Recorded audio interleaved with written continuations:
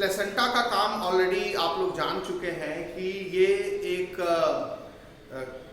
Conjoint tissue है या temporary organ है जो कि प्रेगनेंसी के समय बनता है और इस टेम्पोररी ऑर्गन के जरिए मदर और फीटस के ब्लड के बीच में मटेरियल्स का एक्सचेंज होता है। तो प्लेसेंटा एक ऐसा ऑर्गन है जो कि मदर और फीटस के बीच में मटेरियल के एक्सचेंज में रोल प्ले करता है। इसके अलावा प्लेसेंटा का एक और इम्पॉर्टेंट फंक्शन है एज एंडोक्राइन ऑर्गन। तो placenta is a temporary endocrine organ. तो हम लोग इस बात को डिस्कस करेंगे। तो प्लेसेंटा एक तरह से helps in exchange of materials between mother and fetus, ठीक। और दूसरा जो रोल होता है, it acts as endocrine organ. ये एक एंडोक्राइन ऑर्गन के रूप में काम करता है और प्लेसेंटा सिर्फ प्रेगनेंसी के समय बनता है। तो आप कह सकते हैं कि एक टेम्पोररी ऑर्गन है। ये कुछ समय के लिए रहता है जब तक प्रेगनेंसी रहती है और जब बच्चा पैदा हो जाता है तो फिर प्लेसेंटा समाप्त हो जाता है। अब प्लेसेंटा एंडोक्राइन ऑर्गन है, मतलब ये हार्मोन्स सिक्रीट करता है। तो इट सिक्रीट्स हार्मोन्स।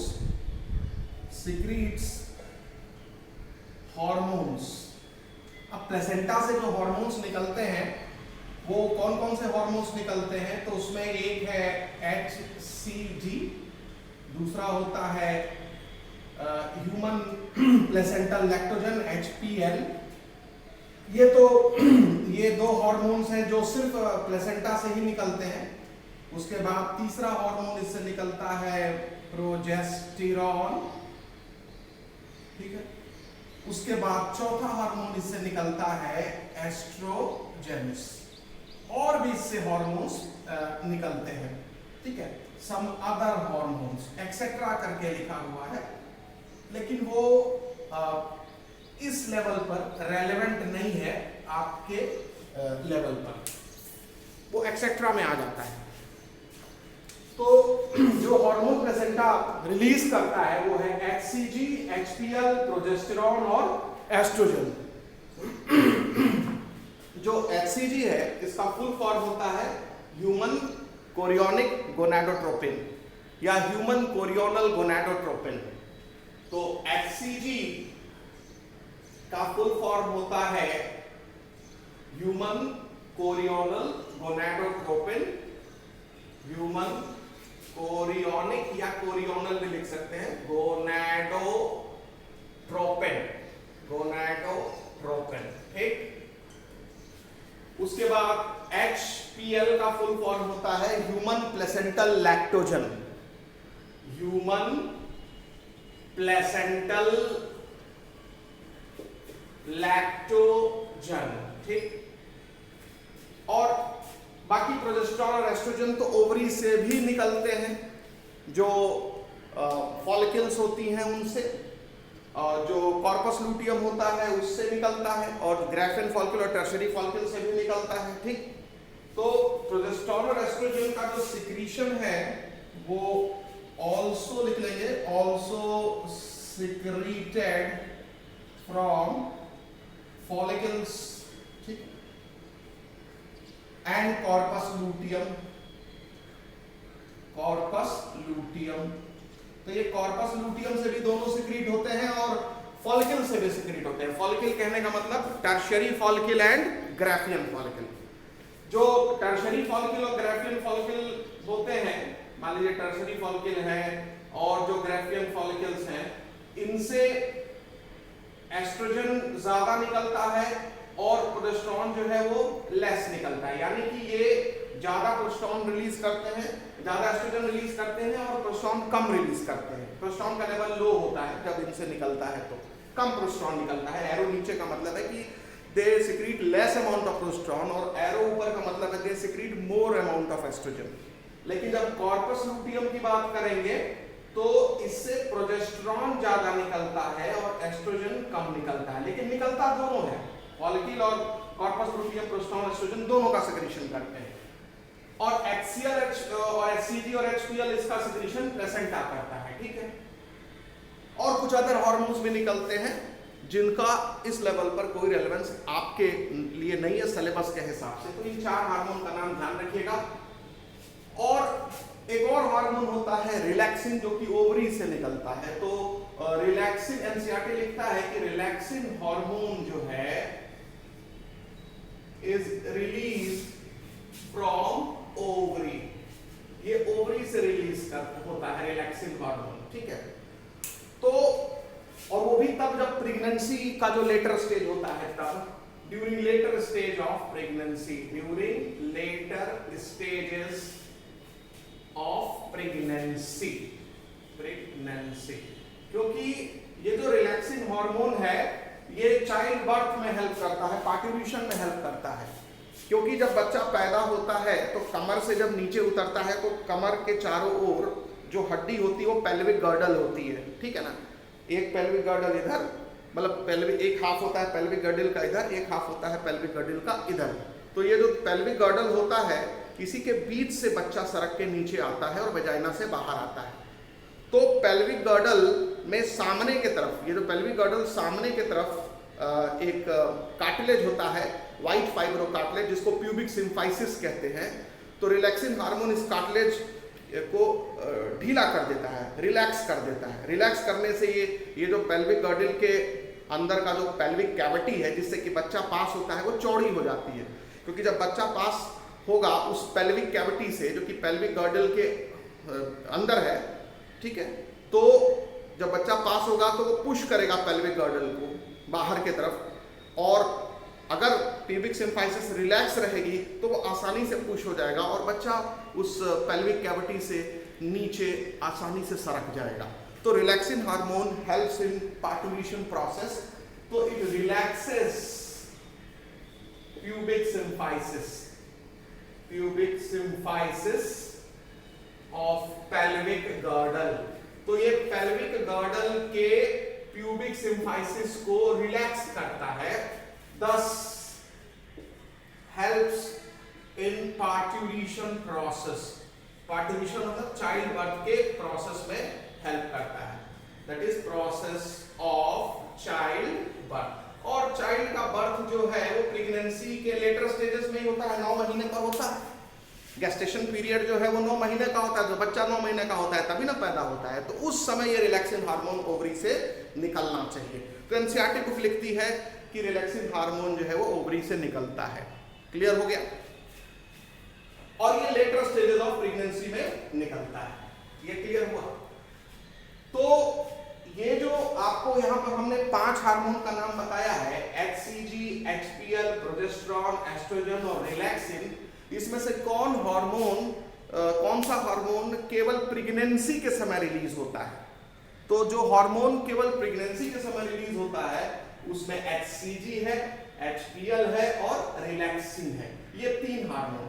ये प्रोजेस्टेरॉन तो जब फीमेल प्रेग्नेंट नहीं रहती है तब भी बनता रहता है, एस्ट्रोजन जब तब भी निकलता रहता है जब फीमेल प्रेग्नेंट नहीं रहती है। तो हार्मोन्स रिलीज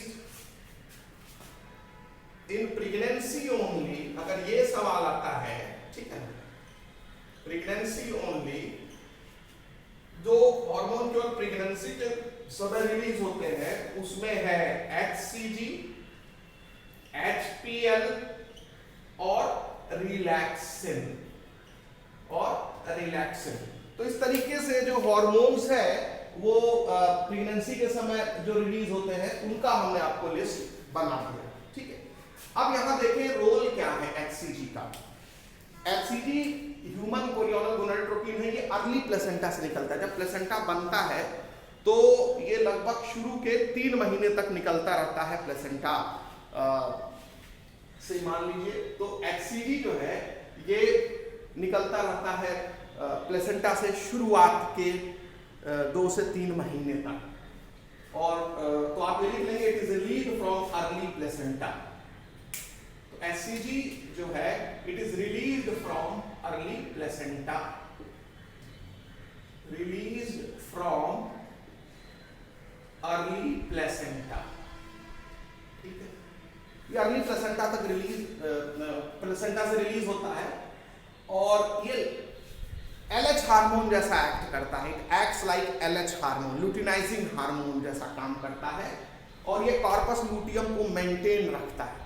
आपको मालूम है ना कि कॉर्पस लूटियम जो है वो डिजनरेट नहीं होता है अगर फर्टिलाइजेशन हो गया और इम्प्लांटेशन हो गया, क्योंकि कॉर्पस लूटियम से फिर प्रोजेस्टेरॉन निकलेगा और वो प्रेगनेंसी को मेंटेन करता है, यूट्रस की दीवार को मोटा रखता है, एंडोमेट्रियम की दीवार को मोटा रखता है। ये बात समझ में आ रही? तो कॉर्पस लूटियम तब डिजनरेट कर जाता है जब इनफर्टिलाइजेशन नहीं होता, इम्प्लांटेशन नहीं होता। ठीक है, तो ये बात आपको समझ में आ गई। तो 21वें 22वें दिन मेंस्ट्रुअल साइकिल के कॉर्पस लूटियम सबसे बड़े साइज का रहता है, फुल ग्रोथ पर रहता है और अगर फर्टिलाइजेशन और इम्प्लांटेशन नहीं हुआ तो फिर वो डिजनरेट करके 27वें 28वें दिन पूरी तरह से समाप्त हो जाता है और फिर एंडोमेट्रियम की दीवार टूटने लगती है और नेक्स्ट मेंस्ट्रुअल साइकिल का जो मेंस्ट्रुअल फेज है वो शुरू हो जाता है। लेकिन अगर फर्टिलाइजेशन हो गया और इम्प्लांटेशन हो गया है तो कॉर्पस लूटियम मेंटेन रहता है, वो डिजनरेट नहीं होता। उसको मेंटेन कौन करता है? इम्प्लांटेशन के बाद, इम्प्लांटेशन के तुरंत बाद प्लेसेंटा बनता है और उससे क्या निकलता है? HCG, और वो कॉर्पस लूटियम को डिसइंटीग्रेट नहीं होने देता। तो कॉर्पस लूटियम को मेंटेन रखने वाले दो हार्मोन है, LH और HCG। चूंकि LH का लेवल 14वें दिन जब वो पीक पर जाता है जिससे ओव्यूलेशन होता है, LH सर्ज आप सुने होंगे, बताया है आपको LH सर्ज क्या है, sudden rise in level of LH, ग्राफेन फॉल्किन फटी और ओवम बाहर आया और फर्टिलाइजेशन हुआ और उसके बाद वो इम्प्लांटेशन के लिए जा रहा है। लेकिन तब तक LH का लेवल काफी नीचे आ जाता है, यानी 22वें 21वें दिन आप देखेंगे कि LH का लेवल काफी नीचे आ जाता है और इसी वजह से कॉर्पस लूटियम 22वें दिन के बाद फिर से डिसइंटीग्रेट कर जाता है अगर इम्प्लांटेशन नहीं हुआ, प्लेसेंटा नहीं बना तो corpus luteum is maintained due to LH hormone. लेकिन LH हार्मोन 21वें 22वें दिन के बाद काफी कम हो जाता है तो कॉर्पस लूटियम मेंटेन नहीं रह पाता। अब वो मेंटेन तभी रहेगा जब कोई हार्मोन उसको मेंटेन करे 22वें दिन के बाद से। तो 22वें दिन के बाद से वही इम्प्लांटेशन होकर प्लेसेंटेशन होता है, प्लेसेंटा बनता है, तो उससे जो HCG हार्मोन निकलता है वो कॉर्पस लूटियम को नष्ट नहीं होने देता, वो मेंटेन रखता है। तो याद रखिए, प्लेसेंटा जब नया नया बनता है तो उस समय जो उससे हार्मोन निकलता है HCG, उसका पहला रोल होता है कि कॉर्पस लूटियम को नष्ट ना होने दे। तो इसलिए इट मेंटेन्स कॉर्पस लूटियम और इस मामले में LH हार्मोन के सिमिलर है। तो आप यहां लिखेंगे कि HCG क्या करता है?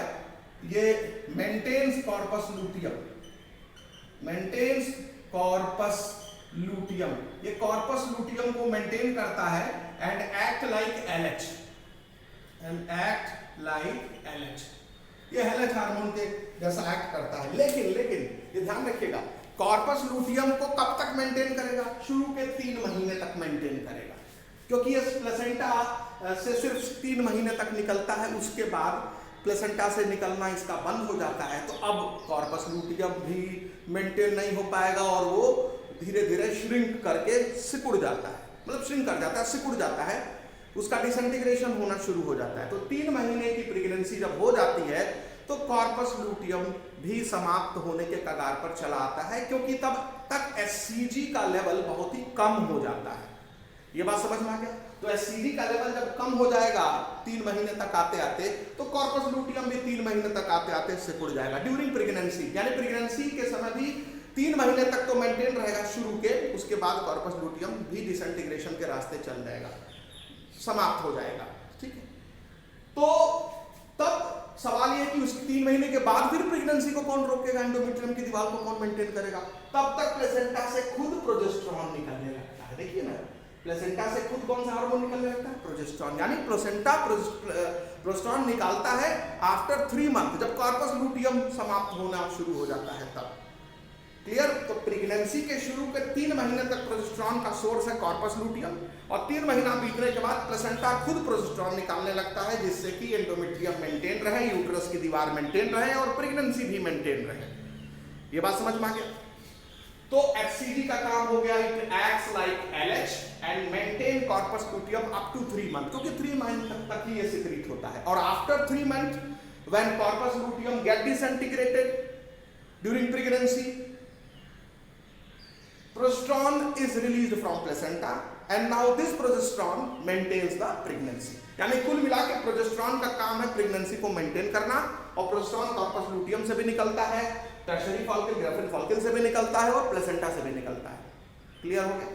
चलिए, अब उसके बाद human placental lactogen. Human placental lactogen ये ग्रोथ हार्मोन जैसा काम करता है। 11th में पढ़े होंगे हार्मोन चैप्टर, उसमें ग्रोथ हार्मोन पढ़े होंगे। ये मेटाबॉलिक एक्टिविटी को रेगुलेट करता है। तो ह्यूमन प्लेसेंटल लैक्टोजन जो होता है, ये फीमेल जो प्रेग्नेंट वुमन है उसके मेटाबॉलिक एक्टिविटी को इस तरीके से अल्टर करता है, इस तरीके से चेंज करता है कि उसके अंदर जो फिटस है उसको एनर्जी ज्यादा से ज्यादा मिल सके। यानी एक नॉर्मल फीमेल की जो बॉडी में मेटाबॉलिक एक्टिविटी होगी और जो प्रेग्नेंट वुमन के बॉडी में जो मेटाबॉलिक एक्टिविटी होगी उसमें बहुत फर्क होगा, क्योंकि उस प्रेग्नेंट वुमन के अंदर एक फिटस है जिसको एनर्जी देनी है। तो ये एनर्जी तभी दे पाएंगे जब मेटाबॉलिक रिएक्शंस में कुछ चेंजेस आएंगे नॉर्मल फीमेल के रिस्पेक्ट में, और वो ये चेंज लाने का काम कौन करता है? Human placental lactogen. तो ये ह्यूमन ग्रोथ हार्मोन जैसा काम करता है, it acts like growth hormone, structure और फंक्शन दोनों इसका ग्रोथ हार्मोन जैसा होता है, और ये फीमेल के मेटाबॉलिक एक्टिविटी को अल्टर करता है जिससे कि फीटस को एनर्जी का फैसिलिटेशन हो सके, मतलब उसको फैसिलिटेट हो सके, एनर्जी मिल सके। ठीक है, तो it acts like growth hormone आप लिख लेंगे। ठीक है, HPL क्या है? It acts like growth hormone, like human growth hormone. ठीक है, ह्यूमन ग्रोथ हार्मोन यानी ये ग्रोथ हार्मोन जैसा काम करता है। ठीक है, और इसका मेन पर्पस होता है कि ये alters metabolic rate in pregnant female to supply energy to growing foetus, to growing foetus, यानी बच्चे को एनर्जी ज्यादा से ज्यादा मिल सके, इस तरह से प्रेग्नेंट वुमन के मेटाबॉलिक एक्टिविटी को वो अल्टर करता है। और इसका रोल प्रोलैक्टिन जैसा भी होता है। प्रोलैक्टिन हार्मोन मतलब मिल्क सिंथेसिस में भी इसका रोल होता है, बट वो बहुत ही वेल डिफाइंड रोल नहीं है ह्यूमन में अभी तक HPL का। यानी नाम में placental, human placental lactogen, lactogen मतलब मिल्क सिंथेसिस कराने में भी इसका कुछ रोल है, बट वो भी एस्टैब्लिश्ड नहीं है। तो कह सकते हैं कि ये लैक्टोजेनेसिस में भी इसका थोड़ा बहुत रोल होगा, बट मेन रोल ये ग्रोथ हार्मोन जैसा प्ले करता है। ठीक है, चलिए, अच्छा एक और चीज बता दें, जो ह्यूमन कोरियोनिक गोनाडोट्रोपिन है, प्लेसेंटा बनते ही इससे सिक्रीट होने लगता है, तो ब्लड में जब इसका लेवल बढ़ेगा किसी भी चीज का तो वो यूरिन में आने लगता है। तो जब एक फीमेल के यूरिन में जांच करने पर अगर उसमें HCG नाम का हार्मोन मिल रहा है, इसका मतलब है कि उसमें प्लेसेंटा बनना शुरू हो गया, यानी वो प्रेग्नेंट हो गई है। तो प्रेगनेंसी टेस्ट, जिसको ग्रेविडेक्स टेस्ट कहा जाता है, उसमें यूरिन में HCG अगर डिटेक्ट होता है तो प्रेगनेंसी को कंफर्म मान लिया जाता है। तो आप ध्यान रखेंगे, एक टेस्ट है ग्रेविडेक्स टेस्ट। ठीक है, और ये प्रेगनेंसी टेस्ट है, और इसका मतलब हुआ कि व्हेन HCG इन यूरिन, इसमें ग्रेविडेक्स टेस्ट में करते क्या है, इसमें यूरिन में HCG देखते हैं और प्रेगनेंसी टेस्ट है, तो फिर प्रेगनेंसी को कंफर्म मान लेते हैं। तो HCG हो गया, HPL हो गया, इन दोनों का काम बता दिया, रिडक्शन का काम आपको बता ही दिया। तो इस तरह से ड्यूरिंग प्रेगनेंसी केवल जो 3 हार्मोन निकलते हैं वो है HCG, HPL और रिलैक्सिन। अगर फीमेल प्रेग्नेंट नहीं है तो ये तीनों हार्मोन आपको उसके ब्लड में नहीं मिलेगा। और प्लेसेंटा से कौन से हार्मोन निकलते हैं? HCG, HPL, प्रोजेस्टेरॉन और एस्ट्रोजन। कुछ किताबों में प्लेसेंटा से भी लिखता है रिलैक्सिन सिक्रीट होता है। ठीक है, प्रेगनेंसी के समय और किन हार्मोन्स का लेवल बहुत ज्यादा बढ़ जाता है, कई गुना, सेवरल फोल्ड्स, वो भी देख लेते हैं। देखिए, प्रेगनेंसी के समय जिन हार्मोन्स का सिक्रीशन होता है वो तो हम पहले ही डिस्कस कर चुके हैं, HCG, HPL, फिर रिलैक्सिन, ठीक। ये हार्मोन वो हैं जो केवल प्रेगनेंसी के समय ही रिलीज होते हैं, ठीक है। और इसके अलावा जो और हार्मोन प्रेगनेंसी के समय आप देखते हैं, एस्ट्रोजेंस, उनका लेवल कई गुना बढ़ जाता है, प्रोजेस्टेरॉन का लेवल कई गुना ज्यादा बढ़ जाता है, ठीक। एनसीईआरटी बुक ने फिर कॉर्टिसोल का जिक्र किया है, ठीक। उसके बाद जो थायराइड ग्लैंड से हार्मोन निकलता है थायरॉक्सिन, उसका भी लेवल बढ़ा हुआ मिलेगा। तो इस तरीके से आपको कई हार्मोन्स का लेवल बढ़ा हुआ मिलेगा। तो प्रोलैक्टिन भी लिख ले, ठीक है, और थायरॉक्सिन हार्मोन का भी लेवल बढ़ा हुआ मिलेगा। तो आप देखेंगे कि प्रेगनेंसी के समय HCG, HPL, relaxin, oestrogen, progesterone, cortisol, prolactin, thyroxine, इन हार्मोन्स का भी लेवल बढ़ा हुआ रहता है। इनके अलावा, ठीक है, ये तो केवल प्रेगनेंसी के समय निकलेंगे और ये तो लेटर स्टेजेस में निकलेगा, ठीक है, और ये अर्ली स्टेजेस में निकलेगा, ठीक है। और HPL ओवरऑल रहेगा ड्यूरिंग प्रेगनेंसी, एस्ट्रोजन, प्रोस्टोन भी रहेगा, कॉर्टिसोल भी रहेगा, प्रोलैक्टिन भी रहेगा, थायरॉक्सिन भी रहेगा। अच्छा, ये जो हार्मोन्स हैं इनका तो पर्टिकुलर फंक्शन हमने आपको बता दिया है, HPL का भी फंक्शन बता दिया है। ये जितने भी हार्मोन्स होते हैं इसमें रिलैक्सिन को छोड़ करके, क्योंकि ये सिर्फ पार्टिल्यूशन प्रोसेस में हेल्प करता है, ठीक है, ये सारे हार्मोन्स चाहे HCG हो, HPL हो, एस्ट्रोजन हो, प्रोजेस्टेरॉन हो, कॉर्टिसोल हो, प्रोलैक्टिन हो, थायरॉक्सिन हो, ये सारे के सारे ये करते क्या हैं, तो इनका रोल क्या है वो आप समझ लीजिए। इनका रोल जो होता है वो सपोर्टिंग द फीटल ग्रोथ,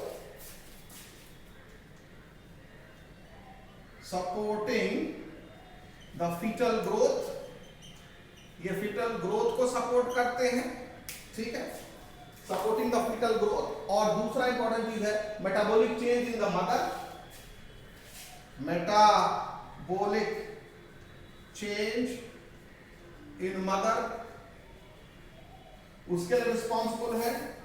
और फिर उसके बाद फिर maintenance of pregnancy, maintain pregnancy, मतलब जब हम बोलते हैं ना कि प्रोजेस्टेरॉन मेंटेन प्रेगनेंसी, तो प्रोजेस्टेरॉन का तो मेन फंक्शन है, बट ये नहीं कह सकते कि थायरॉक्सिन का इसमें बिल्कुल भी कोई रोल नहीं है और कॉर्टिसोल का इसमें कोई बिल्कुल भी रोल नहीं है। इनडायरेक्ट रोल तो सभी का कुछ ना कुछ रहेगा इन सभी कामों में। तो ये जितने भी हार्मोन्स आप देख रहे हैं रिलैक्सिन को छोड़ करके, क्योंकि ये पार्टिल्यूशन के समय निकलता है, ओवरी से निकलता है, तो ये जितने भी हार्मोन्स आप देख रहे हैं इन सबका रोल जो है ये फीटल ग्रोथ को सपोर्ट करना, मेटाबॉलिक चेंज जो है मदर में वो लाना और प्रेगनेंसी को मेंटेन करना। क्योंकि ये तीनों तो केवल प्रेगनेंसी के समय रिलीज होते हैं, बट ये oestrogen, progesterone, cortisol, prolactin, thyroxine ये एक नॉर्मल फीमेल में भी रिलीज होते हैं। लेकिन ध्यान रखिएगा कि नॉर्मल फीमेल के रिस्पेक्ट में जो प्रेग्नेंट फीमेल होती हैं उनमें ये जो हार्मोन्स आप देख रहे हैं पांचों, इनका लेवल्स मैनी फोल्ड्स ज्यादा होगा, सेवरल टाइम्स ज्यादा होगा। इन कामों को करना है इसलिए, ठीक है। तो यहां पर हो गया कि जो हार्मोन्स रिलीज होते हैं वो कौन कौन से हार्मोन रिलीज होते हैं ओनली ड्यूरिंग प्रेगनेंसी, एंड कौन से हार्मोन होते हैं जो सेवरल फोल्ड्स ज्यादा हो जाते हैं एक नॉर्मल फीमेल के रिस्पेक्ट में एक प्रेग्नेंट फीमेल में। ये आपको ध्यान रखना पड़ेगा, ठीक है। अब इसके बाद आप ध्यान रखेंगे जैसा कि हमने पहले बताया कि इम्प्लांटेशन के तुरंत बाद जो मान लीजिए इम्प्लांटेशन हो गया था, ठीक है, ये यूट्राइन कैविटी है, और यूट्राइन कैविटी दिखेगी ही नहीं क्योंकि सारे एंडोमेट्रियम के टिश्यूज ग्रो करके पूरे यूट्राइन कैविटी को भर देंगे और हर तरफ एक कुशन बन जाएगा यूट्रस के अंदर, ताकि ये जो इनर सेल मास से जो एम्ब्रियो बनेगा, अब ये भी तो क्या है एंडोमेट्रियम है जो ग्रो कर गया है पूरा चारों तरफ से। तो अब आप देख रहे हैं ये ट्रोफोब्लास्ट है, ठीक, और जो ये इसका इनर सेल मास है अंदर, ये इनर सेल मास है, इसी से तो एम्ब्रियो बनता है, आपको बता चुके हैं पहले ही। तो ये जो इनर सेल मास होता है, इसी इनर सेल मास से 3 जर्म लेयर्स बनते हैं, 3 जर्म लेयर्स बनते हैं। वही 3 जर्म लेयर्स मतलब ये टिश्यू लेयर होते हैं, एक्टोडर्म, मेसोडर्म, एंडोडर्म। तो ये जो 3 जर्म लेयर्स बनते हैं कौन कौन से होते हैं? एक्टोडर्म सबसे बाहर, एंडोडर्म सबसे अंदर और मेसोडर्म बीच में। ये जर्म लेयर वास्तव में क्या है? एम्ब्रियोनिक टिश्यू लेयर है, यानी एम्ब्रियो में बनने वाले सबसे पहले टिश्यू लेयर्स हैं, एक्टोडर्म, मेसोडर्म, एंडोडर्म, और इन्हीं से एम्ब्रियो के वेरियस ऑर्गन्स बनते हैं, ठीक है। Give rise to various organs in embryo, ठीक है। और इनर सेल मास से ही एम्ब्रियो बनता है, यानी इसी पोर्शन से एम्ब्रियो बनता है। और जो ट्रोफोब्लास्ट है पहले ही बता चुके हैं, इससे कोरियोनिक विलाई फिंगर जैसे प्रोजेक्शन निकलते हैं, तो प्लेसेंटा बनने में हिस्सा लेता है, ठीक है। अब यहाँ पर ये ध्यान रखेंगे कि जो इनर सेल मास होता है इसमें स्टेम सेल्स भी पाई जाती हैं कुछ। अब जैसे मान लीजिए इस इनर सेल मास में ये जो हमने डार्क कर दिया है ये स्टेम सेल्स है, तो inner cell mass also contains some stem cells. तो substance cells are also present in inner cell mass, present in inner cell mass, ठीक है। तो ये inner cell mass में ये भी present रहती हैं, ठीक है। और इनमें पोटेंसी होती है सारे टिश्यू और ऑर्गन को प्रोड्यूस करने की, स्टेम सेल इसीलिए कहा जाता है। मतलब इनसे बाकी सारे ये सेल डिवाइड होकर के कोई भी टिश्यू बना सकते हैं, कोई भी ऑर्गन बना सकते हैं ह्यूमन का, उस बच्चे में जो भी, क्योंकि यही इनर सेल मास की तो जर्म लेयर बना रहा है, इसी की सेल में जर्म लेयर बना रही है, और इसी से क्या बन रहा है? वेरियस ऑर्गन्स बन रहे हैं। तो स्टेम सेल की क्या खूबी होती है? स्टेम सेल जो है can give rise to various all tissues and organs, all tissue, ठीक है, या उनमें पोटेंसी होती है, या दे हैव पोटेंसी, लिख लीजिए, एनसीईआरटी बुक की लाइन है, have potency to give rise to all tissues and organs of human, ठीक है। तो ये इनर सेल मास में स्टेम सेल पाया जाता है, ये आप ध्यान रखेंगे, ठीक है। अच्छा, ह्यूमन में जो प्रेगनेंसी पीरियड होता है वो कितने दिनों का होता है, यानी गेस्टेशन पीरियड कितने दिनों का होता है? 9 मंथ। तो आप गेस्टेशन पीरियड की बात कर ले, तो गेस्टेशन पीरियड पहले भी बताया जा चुका है, ये 9 मंथ्स का होता है ह्यूमन। गेस्टेशन पीरियड जो होता है वो 9 मंथ्स का होता है, ठीक है ना। तो डॉग में, एलिफेंट में और कैट्स में क्या होगा, ये एनसीईआरटी बुक में सवाल पूछा है। ये ह्यूमन में है 9 मंथ।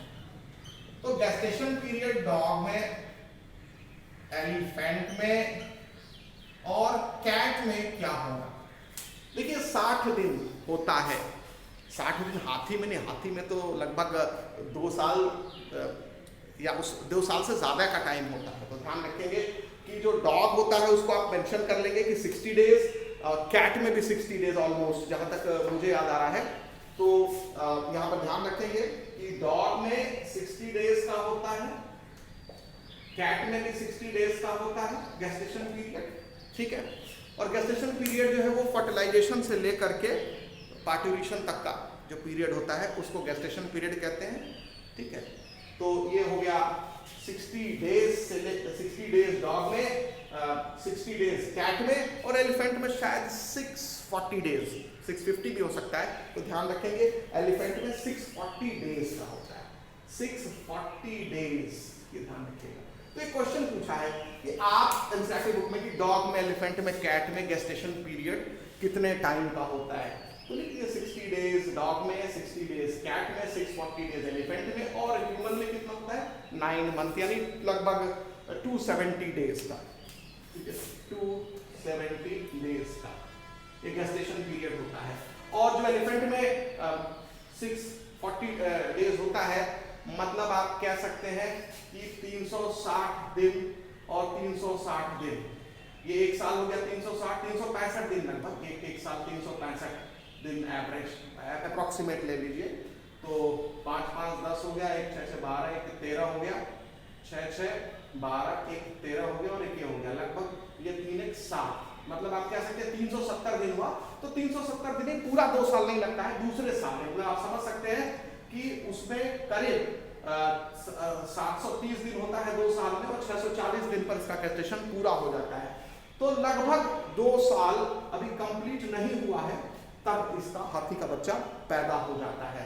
ये आप ध्यान रखेंगे अपनी 90 दिन 3 महीना पहले, यानी आप कह सकते हैं कि 1 साल 9 महीने इसका गेस्टेशन पीरियड होता है, पौने 2 साल के आसपास। ठीक है, अब हम डिस्कस करेंगे कि गेस्टेशन पीरियड के दौरान जो डेवलपिंग एम्ब्रियो है या फिटस है उसमें किस किस महीने या कब कब कितने ड्यूरेशन पर आप क्या क्या ऑर्गन या पार्ट डेवलप होता हुआ देखेंगे।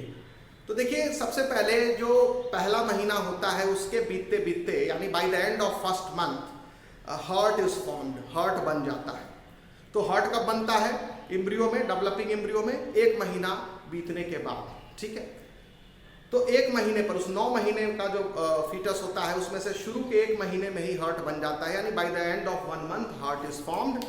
तो आप यहाँ पर देखेंगे major development in growing embryo. जो एम्ब्रियो ग्रो कर रहा है उसमें जो मेजर डेवलपमेंट हो रहा है वो क्या क्या है।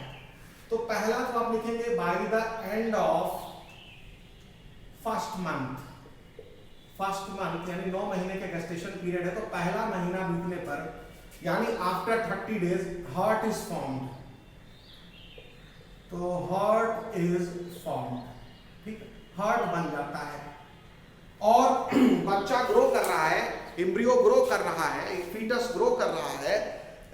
इसका साइन जो है वो हार्ट साउंड सुन के बताया जा सकता है। और हार्ट साउंड डॉक्टर कैसे सुनता है? स्टेथोस्कोप लगा करके। तो यानी कि sign listening sound of heart, ठीक है, ये आपको ध्यान रखना पड़ेगा कि साउंड को सुन करके यानी लिसनिंग साउंड ऑफ हार्ट, ये ध्यान रखना है आपको। तो लिसनिंग साउंड ऑफ हार्ट यानी heart beat, listening sound of heart यानी हार्ट बीट सुन करके। मैं इसको फिर से बोल रहा हूं, लिसनिंग साउंड ऑफ हार्ट यानी हार्ट बीट अगर सुनाई दे रही है by help of stethoscope, a doctor can say that the growing fetus is alive, या फिटस जिंदा है या फिटस में ग्रोथ हो रही है। ठीक है, तो by the end of first month heart बन जाता है। और कैसे पता चलेगा कि हार्ट बन रहा है? वो दिखाई थोड़ी ना देगा, वो साउंड सुनाई देगा। अगर हार्ट होगा तो स्टेथोस्कोप लगाने पर उसकी आवाज आएगी, हार्ट साउंड की आवाज आएगी। तो लिसनिंग साउंड ऑफ हार्ट ये sign of growing foetus, sign of growing embryo. ठीक है, एम्ब्रियो कहिए, फीटस कहिए। मैं फिर से यहाँ रिपीट कर रहा हूँ, जब एम्ब्रियो 2 महीने का हो जाता है टेक्निकली तो उसको फीटस बोलने लगते हैं। ठीक, तो ये हो गया bye the end of first month. उसके बाद bye the end of second month यानी जब दूसरा मंथ पूरा हो जाता है तब लिम्स और डिजिट्स बन जाते हैं। तब तक यानी दोनों हाथ, दोनों पैर और उनकी उंगलियां बन जाती हैं फिटस में। तो यहाँ पर दूसरा जो पॉइंट आपको लिखना है, by the end of second month, bye the end of second month यानी दूसरा महीना जब बीत जाता है, यानी 60 दिन जब हो जाते हैं, तो लिखेंगे limbs and digits are formed। digits are formed। limbs का मतलब हाथ पैर और digits का मतलब उंगलियां। हाथ पैर में टोटल 20 उंगलियां होती हैं, एक हाथ में 5 उंगली, दूसरे हाथ में 5 उंगली, पैर में 5 उंगली, दोनों पैर में 5-5 उंगली, टोटल 20 उंगलियां और 2 हाथ 2 पैर। ये बच्चे में दिखने लगते हैं, डेवलप हो जाते हैं। तो by the end of second month limbs and digits are formed. उसके बाद तीसरा होता है by the end of third month. यानी तीसरा महीना पूरे होते होते by the end of third month, यानी 90 दिन बीतने पर, या इसी को हम फर्स्ट ट्राइमेस्टर कहते हैं, ट्राइमेस्टर कहते हैं, या इसी को हम कहते हैं 12 वीक, क्योंकि एक सप्ताह में 4 वीक होते हैं, तो सॉरी एक महीने में 4 वीक होते हैं, तो 3 महीने में कितने वीक हो गए? 4 3 12 वीक। तो by the end of 12 weeks, यानी by the end of first trimester क्या होगा? मेजर ऑर्गन्स शरीर के बन चुके रहते हैं तब तक। तो आप यहां मेंशन करेंगे कि आप यहां पर मेंशन पूरा कर लेंगे कि most of the major organs, most of the major organs system, तो most of the major organ systems are form. ठीक है, तो by the end of first trimester most of the major organ systems are form. और इसमें जैसे example दिया है, limbs well developed हो जाते हैं, वेल डेवलप्ड हो जाते हैं, और external genital organ, external genital organs भी बन जाते हैं। ठीक है, जैसे पेनिस है, अगर मेल फिटस है तो पेनिस और स्क्रोटम ये दिखाई देने लगेगा, 3 महीने से पहले नहीं दिखाई देने लगेगा। तो अगर आप कोई अल्ट्रासाउंड मशीन लगा करके 3 महीने के पहले देखना चाहें बाहर से बच्चे में कि ये मेल है कि फीमेल है, तो नहीं पता कर पाएंगे, क्योंकि उसमें कोई एक्स्ट्रा जेनाइटल ऑर्गन दिखेगा ही नहीं। लेकिन अगर 3 महीने हो गए हैं तब अल्ट्रासाउंड अगर करेंगे तो आपको मेल फिटस में पेनिस और स्क्रोटम दिख जाएगा, और अगर ये पेनिस स्क्रोटम नहीं दिख रहा है यानी वो फीमेल फिटस है। तो आप सेक्स ऑर्गन यानी एक्सटर्नल जेनाइटेलिया को देख करके कब बता सकते हैं कि मेल है फीमेल है? जब 3 महीना पूरा हो जाता है तब, क्योंकि तब तक ये बन जाते हैं। उसके बाद फिर आता है चौथा पॉइंट कि during 5th month of pregnancy, यानी during 5th month of pregnancy, 5th month of pregnancy यानी प्रेगनेंसी का जो 5वां महीना होता है, उसमें क्या होता है? देखिए, प्रेगनेंसी के 5वें महीने में, यानी कि आप जब कह सकते हैं कि जो 20वां सप्ताह जब हो जाता है, हर महीने में 4 सप्ताह, तो 5 महीने बीतने पर कितने सप्ताह हो जाएंगे? 20 सप्ताह हो जाएंगे, 5 चौके 20। लेकिन वो 5वें महीने की बात कर रहा है, 20 सप्ताह के बाद की बात कर रहा है। तो during 5th month of pregnancy पहला मूवमेंट फिटस में दिखता है, यानी मदर का जब आप वोम्ब देखेंगे, पेट देखेंगे, तो उसमें हिलता, अंदर कुछ हिलता दिखाई देगा, तो वहां से मूवमेंट फिटस का शुरू हो जाता है 5th मंथ से। तो फर्स्ट मूवमेंट ऑफ फिटस यानी बच्चे का पहला मूवमेंट आप देखते हैं during 5th month of pregnancy, और बच्चे के सर पर बाल भी आ जाते हैं। तो हेयर अपीयर्स ऑन हेड, ये 2 मेजर चीज आप देखते हैं, हेयर अपीयर्स ऑन हेड और फर्स्ट मूवमेंट ऑफ फिटस, ये कब देखते हैं? 5th month of pregnancy. इसके बाद फिर आता है by the end of 6th month, यानी कि 2nd ट्राइमेस्टर, यानी कि 24 सप्ताह बीत जाने पर क्या होता है? ठीक है, तो ध्यान रखेंगे, by the end of 6th month, तो by the end of 6th month का मतलब हो गया 24 वीक। क्या हो गया? 24 वीक, ये आप ध्यान रखेंगे। तो by the end of 6th month या 24 वीक ऑफ प्रेगनेंसी क्या होगा? यहां पर आप देखेंगे कि उसके शरीर पर बाल आ जाते हैं, fine hairs appear on body, fine hairs appear on body, body पर फाइन हेयर्स आ जाते हैं। ठीक हो गया। और दूसरा, जो आईलिड्स होती हैं वो सेपरेट हो जाती हैं। जब आप बच्चे का मुंह देखेंगे, सपोज करिए नाक है ये, तो उसकी आंखों के ऊपर एक स्किन चढ़ी होगी, और अपर आईलिड और लोअर आईलिड अभी नहीं दिखेगा, तो ये बीच से फटेगी आईलिड, ऐसे स्किन फटेगी, ऊपर वाला पोर्शन अपर आईलिड, नीचे वाला पोर्शन लोअर आईलिड, तो सेपरेशन ऑफ आईलिड इसको बोलते हैं। स्किन आंख पर चढ़ी होगी, बीच से फटेगी, तो ऊपर वाला स्किन अपर आईलिड, नीचे वाला स्किन लोअर आईलिड। तो सेपरेशन ऑफ आइलेट हो जाता है, सेपरेशन ऑफ आइलेट्स, ठीक है। तो सेपरेशन ऑफ आइलेट्स ये ध्यान रखेंगे।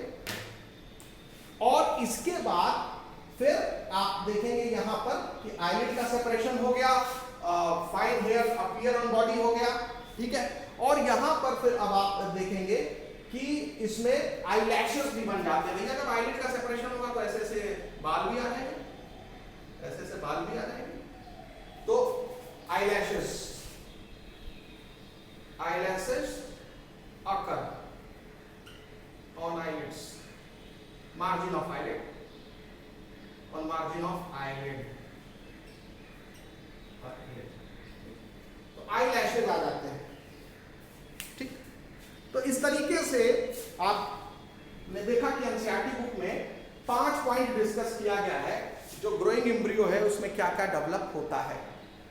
By the end of first month, heart is formed. By the end of second month, limbs and digits are formed.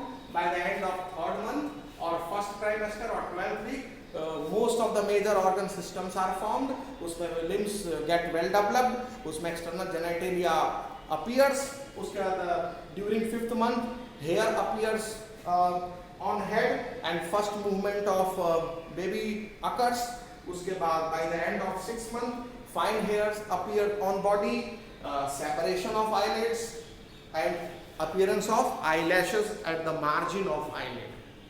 Now we will discuss about parturition. Vigorous contraction of uterus causes the expulsion or delivery of the fetus, and this is called parturition, and this happens at the end of pregnancy.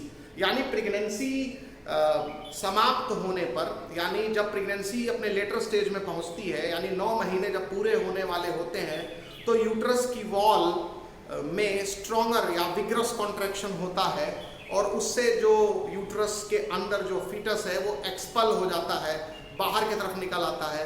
इसी को बोलते हैं पार्ट्यूरिशन। तो पार्ट्यूरिशन के लिए क्या जरूरी है?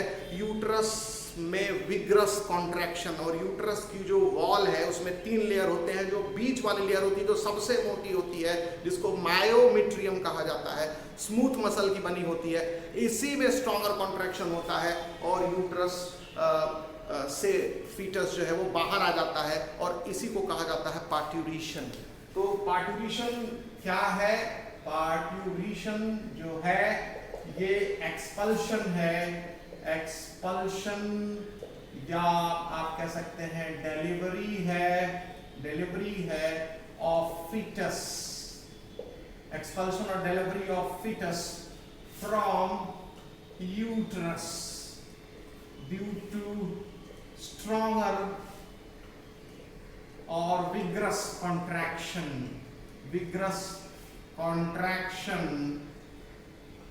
of uterine wall, और यूट्राइन वॉल में मेनली कौन सी वॉल? मिडिल वॉल यानी मायोमेट्रियम, ठीक। तो इसको शॉर्ट में अगर कहें तो it is process of child birth. तो व्हाट इज पार्ट्यूरिशन? इसको शॉर्ट में अगर कहें तो ऐसे भी कह सकते हैं, it is a process of child birth, ठीक है। तो आप देखेंगे कि चाइल्ड बर्थ का प्रोसेस होता है पार्ट्यूरिशन, और इसके लिए जरूरी होता है मायोमेट्रियम यानी यूट्रस के वॉल का कॉन्ट्रैक्ट होना गेस्टेशन पीरियड पूरा होने पर। और गेस्टेशन पीरियड कितने मंथ का होता है? 9 मंथ का होता है, ठीक है। और पार्ट्यूरिशन जो है वो इंड्यूस कैसे होता है? तो it is induced by complex neuro endocrine mechanism. तो पार्ट्यूरिशन इज इंड्यूस्ड बाय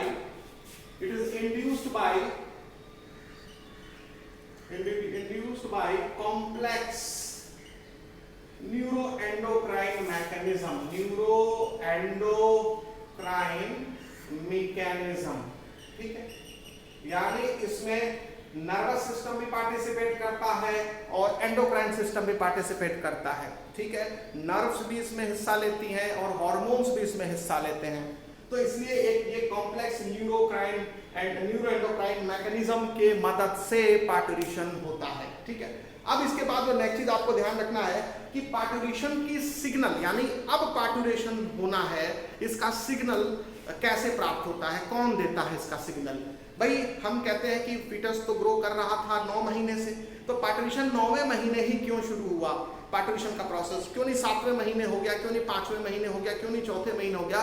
तो पार्टूरेशन के लिए सिग्नल दिया जाता है और वो सिग्नल देता है फुली डेवलप्ड फीटस के द्वारा और प्लेसेंटा के द्वारा। यानी प्लेसेंटा जब बहुत मैच्योर हो जाता है, बहुत ओल्ड हो जाता है और तब तक फीटस भी पूरा ग्रो हो चुका रहता है, तो उससे सिग्नल मिलता है। तो एनसीईआरटी बुक ये मेंशन करती है कि signal for parturition is generated from fully developed foetus and placenta, fully mature placenta या old placenta.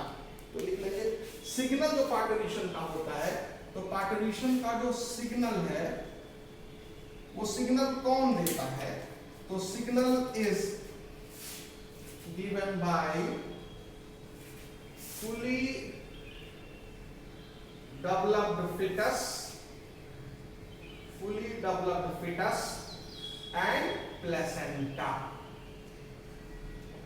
Fully developed foetus and placenta ये सिग्नल देता है। ठीक है, और उससे क्या होता है कि जब फीटस फुली डेवलप्ड हो जाता है और प्लेसेंटा फुल मैच्योर हो जाता है, जो कि 9वें महीने के पूरा होने पर ऐसा होता है, तो यूट्रस की दीवार में धीमा धीमा कॉन्ट्रैक्शन पहले शुरू होता है। माइल्ड यूट्राइन कॉन्ट्रैक्शन को ये स्टिमुलेट करते हैं। मतलब आप ये कह सकते हैं जो यूट्रस की जो दीवार है, ये यूट्रस, ये मान लीजिए कि इसमें फीटस है, ये मान लीजिए फीटस है, और ये मान लीजिए ऐसे ही एक इंडिकेटिव डायग्राम हम बना दे रहे हैं, ये इसका प्लेसेंटा है। ठीक है, इसको मान लेते हैं प्लेसेंटा है।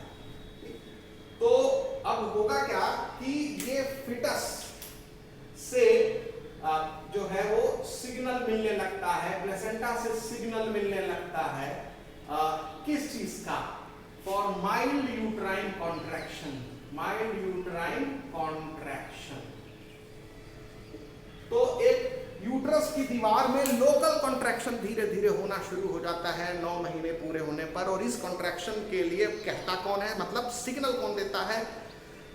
जो फुली डेवलप्ड फीटस और प्लेसेंटा है, इसी को बोलते हैं फिटल इजेक्शन रिफ्लेक्स। तो ध्यान रखिएगा कि जो फिटल इजेक्शन रिफ्लेक्स है वो क्या है? Foetal ejection reflex mild uterine contraction को कहा जाता है।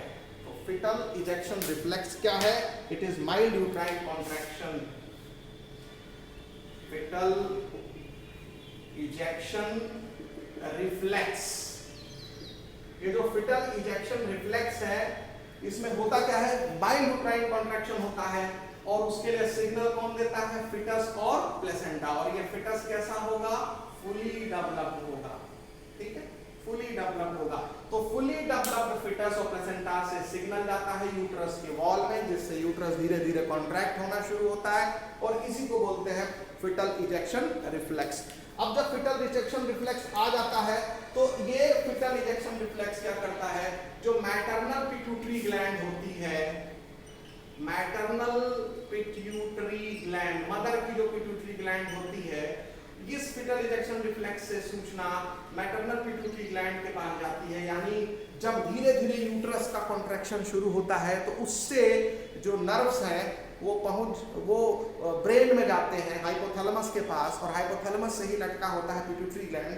तो वहां से फिर हार्मोन निकलना शुरू होता है, ऑक्सीटोसिन। कौन सा हार्मोन निकलता है? तो आप ध्यान रखेंगे, यहाँ से जो हार्मोन निकलता है वो हार्मोन होता है ऑक्सीटोसिन, और ये ऑक्सीटोसिन हार्मोन जो है फिर यूट्रस के वॉल में कॉन्ट्रैक्शन कॉज करता है, स्ट्रॉन्गर कॉन्ट्रैक्शन कॉज करता है।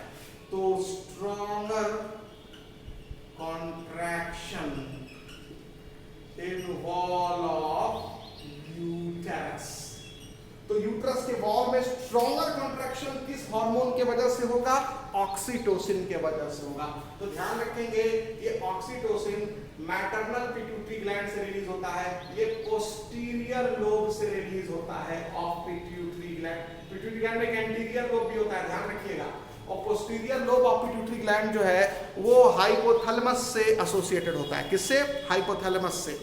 तो हाइपोथैलेमस के पास ये माइल्ड यूट्राइन कॉन्ट्रैक्शन का सिग्नल दिया जिसको हम फिटल इजेक्शन रिफ्लेक्स कहते हैं, और उसके कारण हाइपोथैलेमस ने क्या किया, पोस्टीरियर लोब पिट्यूटरी ग्लैंड से क्या निकलवाया, ऑक्सीटोसिन। ऑक्सीटोसिन ब्लड के थ्रू आया यूट्रस के वॉल में, मायोमेट्रियम में, और उसमें और ज्यादा स्ट्रॉन्गर कॉन्ट्रैक्शन करना शुरू कर दिया।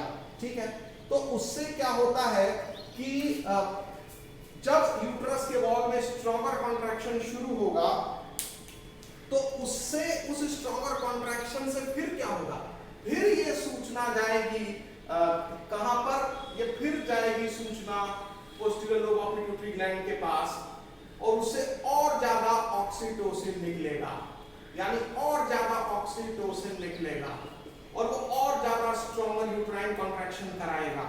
तो एक ये कॉन्टिन्यूअस प्रोसेस है।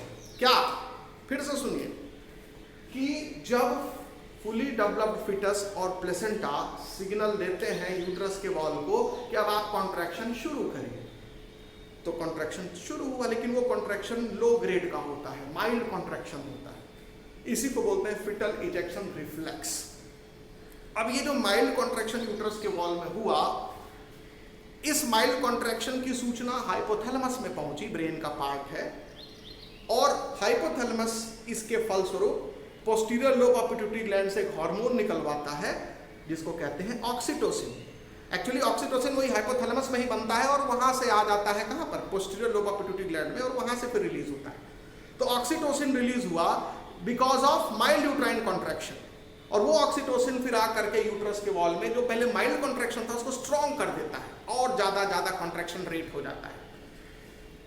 ठीक है, और जब और ज्यादा कॉन्ट्रैक्शन रेट होता है तो फिर ये सिग्नल फिर हाइपोथैलेमस में जाता है, यानी जितने बार यूट्रस कॉन्ट्रैक्ट करेगा उतने बार सिग्नल हाइपोथैलेमस को जाएगा, तो और ज्यादा ऑक्सीटोसिन निकलेगी, तो जितना ज्यादा ऑक्सीटोसिन निकलेगा उतना ज्यादा और भयंकर कॉन्ट्रैक्शन होगा। तो जैसे जैसे ऑक्सीटोसिन का लेवल बढ़ता जाता है, यूट्रस का जो कॉन्ट्रैक्शन रेट है और कॉन्ट्रैक्शन स्ट्रेंथ है वो भी बढ़ता जाता है, ये ध्यान रखिएगा। ठीक है, तो एक ये साइकिल चलती है कि जैसे जैसे ऑक्सीटोसिन का लेवल बढ़ता जाएगा यूट्रस का कॉन्ट्रैक्शन भी और बढ़ता जाएगा, और ये चीज तब तक होती रहती है जब तक बच्चा एक्सपेल न हो जाए यूट्रस के बाहर। ठीक है, तो बर्थ कैनाल से होते हुए, ठीक है, बर्थ कैनाल आपको बता चुके हैं, जो सर्वाइकल कैनाल है और वेजाइना है उन दोनों को मिला के क्या बोलते हैं, बर्थ कैनाल। तो आपको ये बात समझ में आ गई कि जब फुली मैच्योर फिटस और प्लेसेंटा से सिग्नल जाता है तो यूट्रस की दीवार में धीमा धीमा कॉन्ट्रैक्शन होता है, माइल्ड कॉन्ट्रैक्शन, और इस माइल्ड कॉन्ट्रैक्शन की सूचना जब हाइपोथैलेमस को पहुंचती है तो पोस्टीरियर लोब पिट्यूटरी ग्लैंड से क्या निकल आता है, ऑक्सीटोसिन। ऑक्सीटोसिन के आने से यूट्रस के वॉल में स्ट्रॉन्गर कॉन्ट्रैक्शन होने लगता है, उससे फिर ये सूचना जाती है हाइपोथैलेमस को, वो और ज्यादा ऑक्सीटोसिन निकलवाएगा और ज्यादा स्ट्रॉन्गर कॉन्ट्रैक्शन होगा, उसकी फिर सूचना हाइपोथैलेमस के पास जाएगी, वो फिर और ज्यादा ऑक्सीटोसिन निकलवाएगा, वो और ज्यादा स्ट्रॉन्गर कॉन्ट्रैक्शन करता जाएगा। तो contraction goes on stronger and stronger because level of oxytocin is going on increasing, it goes on increasing, the level of oxytocin goes on increasing, that results in stronger and stronger contraction of uterus wall, and that ultimately leads to expulsion of fetus through birth canal, and that is parturition। तो ये हो गया पार्टुरिशन कैसे होता है वो हमने आपको समझा दिया है। ठीक है, और जब फीटस एक्सपेल्ड आउट हो जाता है तो उसके कुछ समय बाद प्लेसेंटा भी बाहर निकल के चला आता है, आपको ध्यान रखना पड़ेगा। तो यहाँ ध्यान रखेंगे कि फीटस और प्लेसेंटा दोनों का ही बाहर आना जरूरी होता है, ये नहीं कि फीटस बाहर आ गया और प्लेसेंटा वहीं रह गया। प्लेसेंटा चूंकि यूट्रस के वॉल से अटैच रहता है, तो फीटस जब बाहर आता है तो मान लीजिए ये फीटस है, ये बाहर आ गया तो अम्बिलिकल कॉर्ड ये है और ये यूट्रस है मान लीजिए, तो यूट्रस की वॉल से ये मान लीजिए प्लेसेंटा वाला पोर्शन है, तो डॉक्टर, और ये वेजाइना वाला पोर्शन है, ठीक है, ये वेजाइना वाला पोर्शन है, तो फीटस तो बाहर आ गया, तो ये अम्बिलिकल कॉर्ड है जिसको डॉक्टर कॉर्ड काट देता है और ये बेबी पैदा हो गया। अब ये जो प्लेसेंटा है और जो बचा हुआ अम्बिलिकल कॉर्ड का पोर्शन है ये भी बाहर आ जाएगा। क्यों? क्योंकि यूट्रस पैदा होने के बाद बच्चे के तब भी कॉन्ट्रैक्ट करता रहता है और तब तक कॉन्ट्रैक्ट करता है जब तक ये प्लेसेंटा भी बाहर ना आ जाए। तो अल्टीमेटली पहले बेबी की डिलीवरी होती है, उसके बाद ये प्लेसेंटा भी बाहर आ जाता है। ठीक है, और ये एनसीईआरटी बुक में एक सवाल पूछा गया है कि at the end of pregnancy, यानी जो चाइल्ड बर्थ प्रोसेस हो रहा होता है, कई बार फीमेल्स में ऑक्सीटोसिन हार्मोन की कमी की वजह से यूट्रस में स्ट्रॉन्गर कॉन्ट्रैक्शन नहीं हो पाता, तो फिर पार्टुबेशन प्रोसेस भी नहीं हो पाता। तो डॉक्टर जो है वो किसका इंजेक्शन देते हैं? ऑक्सीटोसिन का, कि भाई चलो posterior lobe of pituitary gland से ऑक्सीटोसिन नहीं बन पा रहा है, निकल पा रहा है, तो चलो हम बाहर से ही एक्सटर्नल इंजेक्शन के थ्रू ही हम बाहर से ही ऑक्सीटोसिन जो है वो ब्लड में डाल दें, जिससे कि यूट्रस का स्ट्रॉन्गर कॉन्ट्रैक्शन हो सके। तो ये चीज़ आपको ध्यान रखना है कि सवाल है कि पूछता है कि what do you think that doctors inject to induce delivery? The answer is oxytocin. अब हम लैक्टेशन की बात करेंगे। लैक्टेशन का मतलब होता है मिल्क का सिक्रीशन होना मैमरी ग्लैंड से। देखिए, during pregnancy there goes on differentiation process in mammary gland, यानी मैमरी ग्लैंड में डिफरेंशिएशन प्रोसेस चलता रहता है ड्यूरिंग प्रेगनेंसी, और by the end of pregnancy या during later stage of pregnancy milk जो है वो निकलना शुरू हो जाता है मैमरी ग्लैंड से, ठीक है। और जब बच्चा पैदा होता है तब तो फिर बहुत ज़्यादा मिल्क निकलता है, ठीक है। वो मैमरी ग्लैंड से जो मिल्क निकलता है वो बच्चे के लिए उसमें न्यूट्रिएंट्स होते हैं, और बच्चे को फीड कराने के लिए मिल्क निकलता है, ठीक है। क्योंकि बच्चा पैदा होने के बाद तुरंत चावल दाल रोटी सब्जी तो खाएगा नहीं, ठीक है ना, क्योंकि उसमें दांत नहीं है, अभी उसमें सलाइवा का सिक्रीशन भी अभी होना शुरू होता है। तो इसलिए मिल्क जो है वो डाइट है किसका? न्यूबॉर्न का, और उसके लिए मैमरी ग्लैंड होता है फीमेल्स में। और मैमरी ग्लैंड में डिफरेंशिएशन प्रोसेस पूरे चल रहा होता है ड्यूरिंग प्रेगनेंसी। उसमें नंबर ऑफ एल्वेलाइज बढ़ रहे होते हैं, मैमरी ग्लैंड की साइज बढ़ रही होती है। एल्वेलाई में ही तो मिल्क बनता है। मैमरी ग्लैंड या ब्रेस्ट का स्ट्रक्चर हमने आपको पहले समझा दिया है। और जो चाइल्ड बर्थ के बाद जो पहला मिल्क रिलीज होता है, ठीक है, यानी initial few days of lactation, जो पहले कुछ दिनों का दूध होता है, उसको कोल्स्ट्रम कहा जाता है। तो ये कोल्स्ट्रम क्या है ये भी हम लोग समझेंगे, उसके पहले लैक्टेशन लिखेंगे। तो लैक्टेशन का मतलब होता है milk secretion, milk secretion from mammary gland. तो मैमरी ग्लैंड से मिल्क का सिक्रीशन होना, ठीक है। तो milk secretion from mammary gland, इसको कहा जाता है लैक्टेशन। और आप ये लिख लेंगे कि जो मैमरी ग्लैंड होता है इज डिफरेंशिएटेड ड्यूरिंग प्रेगनेंसी, यानी प्रेगनेंसी के दौरान मैमरी ग्लैंड में डिफरेंशिएशन होता है।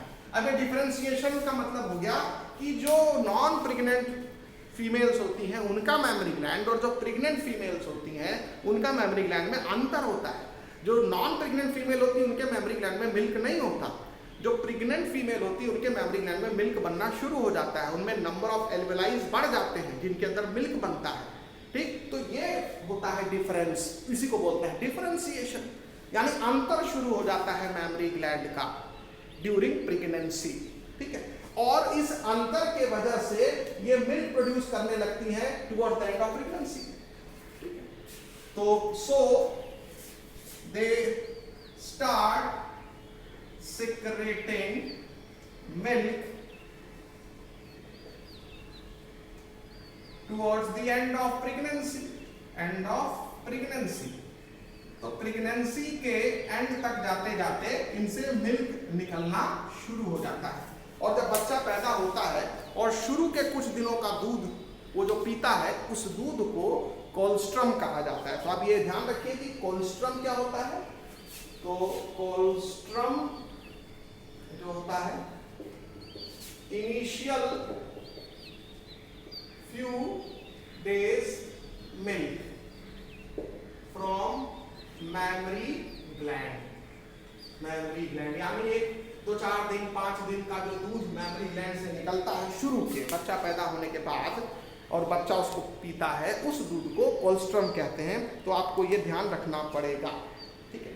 अब उसके बाद ये कोल्स्ट्रम जो होता है रिच इन, किसमें रिच होता है? एंटीबॉडीज। ये एंटीबॉडीज में बहुत ज्यादा रिच होता है क्योंकि बच्चे में इम्यूनिटी सिस्टम अभी डेवलप नहीं हुआ रहता है, तो उसको एंटीबॉडीज फिर उसको मदर से लेने पड़ते हैं, मदर के मिल्क से लेने पड़ते हैं।